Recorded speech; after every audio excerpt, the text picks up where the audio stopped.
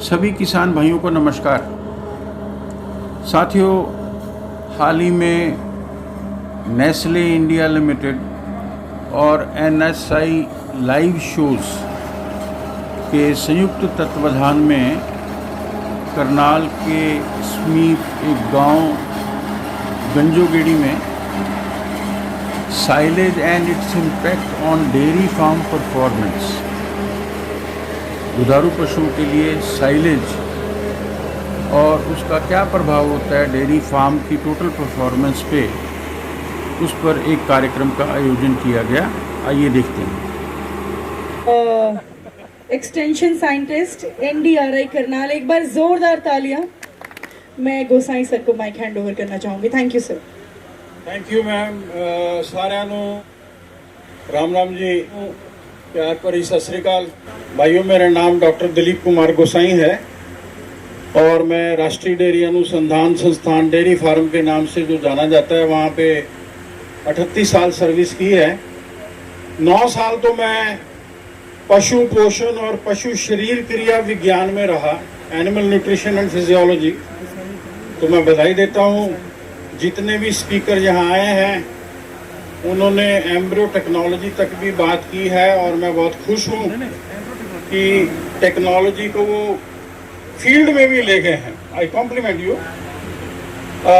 फिर मैं कॉम्प्लीमेंट कर रहा हूँ बायर्स को, वो हाइब्रिड के ऊपर बात की उन्होंने। मैं 12 साल ट्रेनिंग भी देता रहा हूँ, अध्यक्ष रहा हूँ कृषि विज्ञान केंद्र और डेयरी ट्रेनिंग सेंटर का, और काफ़ी किसान मुझको देश भर के जानते हैं। मैं 1-2 मिनट में ही बात करूंगा क्योंकि अभी टाइम हो गया है। जिन्होंने हमको बुलाया है, चीमा साहब, वो भी हमारे प्रशिक्षणार्थी रहे हैं।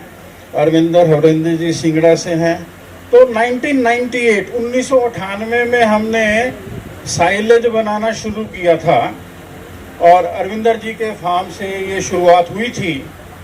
और आज मैं बहुत खुश हूँ कि नेस्ले के भी एजेंडा में ये टॉपिक आ गया है, क्योंकि मैं हमेशा हर मन से कहता रहता हूँ कि हमारे पास पूरे विश्व का सबसे ज़्यादा पशुधन है। और खिलाई पिलाई की बात करें तो हमारे पास 10% तो सूखे भूसों की कमी है, जो कि इस साल गेहूं कम हो गया गर्मी होने से, तो साथ में ट्रॉली भी कम हो गई है भूसे की। वो 10 से मैं गैस करता हूँ कि 12-14% की कमी होगी और अभी 700 से लेके 2000 तक की भूसे की प्राइस होगी है। गेहूं का भूसा जो है राजस्थान में बहुत कॉस्टली चलने लगा है। और कई साल से मैं साइलेज के पीछे पड़ा हूँ और हिमाचल में मैंने इस पे बहुत काम किया है, क्योंकि वहाँ छोटी छोटी जमीन और मक्का बहुत लगता है। यहाँ साइलेज सक्सेसफुल तब होगा जब छोटे किसान, मझले किसान भी एक साथ जुड़ेंगे। बड़े किसान तो बना रहे हैं, कुछ हैंडफुल हैं, मगर आने वाले समय में इसकी डिमांड बढ़ती जाएगी, क्योंकि पशुधन की संख्या बढ़ रही है और खिलाई पिलाई के संसाधन हमारे पास कम हैं। So silage has got an important role for feeding. तो उस संदर्भ में मैंने एक मॉडल प्रपोज किया है, वो आपके समक्ष रख देता हूँ, फिर मैं बात को बंद कर देता हूँ।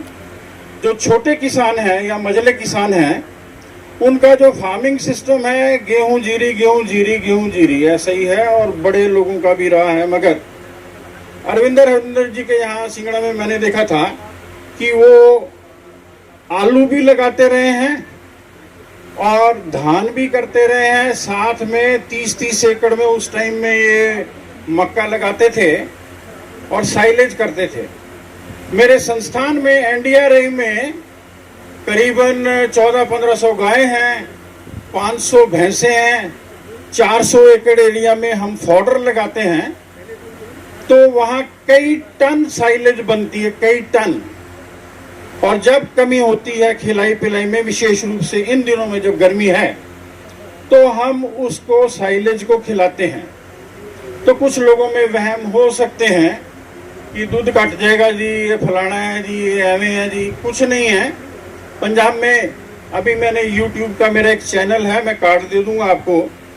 हाल ही में श्री मुक्तसर साहब से 3 युवा किसान आए थे और उन्होंने बताया कि उनके गांव के आसपास के 20 गांव ऐसे हैं जो आलू, मक्का और उसके बाद डिलेड शॉर्ट ड्यूरेशन की करते हैं। तो वो ऐसे ऐसे कई मॉडल हैं जो YouTube में आप देख सकेंगे। आप मक्का की खेती को अपने फार्म पे इंट्रोड्यूस करें और जो छोटे किसान हैं वो उस मक्का को लगाएं और उसी वैरायटी को लगाएं, सारे एक ही गांव के। जैसे बायर ने बोला या किसी और कंपनी ने बोला, या मान लीजिए अफ्रीकन टॉल है, या मान लीजिए J1006 है PAU की, एक ही किस्म को लगाएं, 4-5 दिन के अंतराल में लगाएं तो सबकी इकट्ठी पकेगी। तो छोटे किसान किसी बड़े किसान के घर ये सारे मिलकर फिर लार्ज स्केल कोऑपरेटिव जैसा चलाएंगे, उससे आपको आर्थिक लाभ होगा। सबको ढेर सारी शुभकामनाएं। नमस्कार। जो वातावरण का टेम्परेचर है जैसे वो बढ़ रहा है, साथ में जब भी हमारा पशु चारा पानी खाता है उसके शरीर में जो हम फीड देते हैं उससे जो हीट प्रोड्यूस होती है, हीट ऑफ फर्मेंटेशन या मेटाबॉलिक हीट बोलते हैं। दूसरा ये जो ह्यूमिडिटी होती है जिसको हम आर्द्रता बोलते हैं हिंदी में, इन तीनों के कॉम्बिनेशन से जो हीट प्रोड्यूस होती है, इन्वायरमेंटल हीट प्रोड्यूस होती है, उससे हमारा पशु हीट स्ट्रेस में आता है। इसको हम साइंस बोलते हैं कि पशु हमारा हीट स्ट्रेस में है। देखिए, हम लोग इंडिया में रहते हैं, पहले हम लोग यहाँ अपनी देसी गाय या देसी भैंस रखते थे जिनको इतना गर्मी से प्रभाव नहीं पड़ता क्योंकि इनका जीनोम जेनेटिक यहीं का है। लेकिन समय के चलते हम लोग क्रॉस ब्रेड पे आए, इवन अब हम प्योर ब्रेड पे आने लगे हैं। HF की प्योर ब्रेड जो है हरियाणा पंजाब में पाली जाने लगी हैं, तो क्योंकि ये इनका जीन टेम्परेट कंट्री का है तो ये इस टेम्परेचर को बर्दाश्त नहीं कर पाती। जैसे जैसे टेम्परेचर बढ़ता है हमारे पशु बहुत ज़्यादा हीट स्ट्रेस शो करते हैं। मिस्टर IJS कालों सर, फैक्ट्री मैनेजर समाल खां, नेस्ले इंडिया लिमिटेड, एक बार जोरदार तालियों से सर का हम मंच पर स्वागत करेंगे। सर आपका बहुत शुक्रिया यहाँ उपस्थित होने के लिए। Thank you very much. सारे फार्मर ब्रदर्स ਨੂੰ आए हुए सारे मेहमानों ਨੂੰ मेरा बहुत बहुत राम राम, सत श्री अकाल, नमस्कार। बहुत ਜ਼ਰੂਰੀ ਹੈਗਾ ਕਿ NSI ਦੇ ਜ਼ਰੀਏ ਸਾਡੇ ਸਪਾਂਸਰਸ ਦੇ ਜ਼ਰੀਏ ਸਾਡੇ ਜਿਹੜੇ ਹੋਰ ਮਹਿਮਾਨ ਆਏ ਹੈਗੇ ਉਹਨਾਂ ਦੇ ਟੈਕਨੀਕਸ ਦੇ ਜ਼ਰੀਏ ਆਉਣ ਵਾਲੇ ਸਮੇਂ ਨੂੰ ਆਪਾਂ ਫਾਰਮਿੰਗ ਦੇ ਵਿੱਚ ਕਿੱਦਾਂ ਇਸਤੇਮਾਲ ਕਰਨਾ ਹੈ, ਚਾਹੇ ਉਹ ਆਪਣਾ ਕ੍ਰੌਪ ਫਾਰਮਿੰਗ ਹੋਏ ਚਾਹੇ ਉਹ ਡੇਰੀ ਫਾਰਮਿੰਗ ਹੋਏ। ਸੋ ਇਹ ਵਾਲੇ ਜਿਹੜੇ ਪ੍ਰੋਗਰਾਮ ਹੈਗੇ ਇਹ ਬਹੁਤ ਇੰਪੋਰਟੈਂਟ ਹੈ। ਸਾਡੀ ਕੰਪਨੀ 180 ਸਾਲ ਪੁਰਾਣੀ ਕੰਪਨੀ ਹੈ ਔਰ ਹਿੰਦੁਸਤਾਨ ਦੇ ਵਿੱਚ ਅਸੀਂ 1901 ਦੇ ਵਿੱਚ ਆਏ ਸੀ ਔਰ ਸਾਡਾ ਜਿਹੜਾ ਏਮ ਹੈਗਾ ਉਹ ਇਹ 1 ਸਾਲ 2 ਸਾਲ ਦਾ ਨਹੀਂ ਹੈ। ਸਾਡਾ ਜਿਹੜਾ ਏਮ ਸਸਟੇਨੇबिलिटी ਦਾ ਉਹ ਸਾਲੋਂ ਸਾਲ ਤੱਕ ਹੈ। अगले 5 साल की होने वाला है, अगले 10 साल की होने वाला है। साड़ी आने वाली पीढ़ी नू, साड़ी आने वाली जनरेशन नू पानी अवेलेबल है कि नहीं है, फार्मिंग अवेलेबल है कि नहीं है, टेक्नोलॉजी अवेलेबल है कि नहीं है, कि किस तरीके नाल असी अपनी डेवलपमेंट लगातार करते जाइए।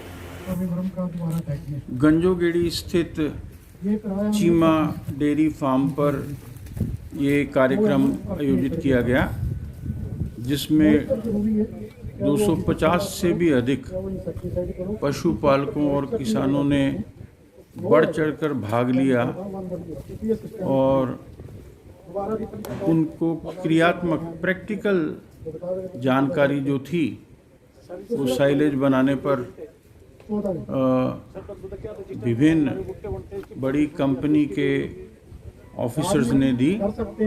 सबको ढेर सारी शुभकामनाएं। नमस्कार।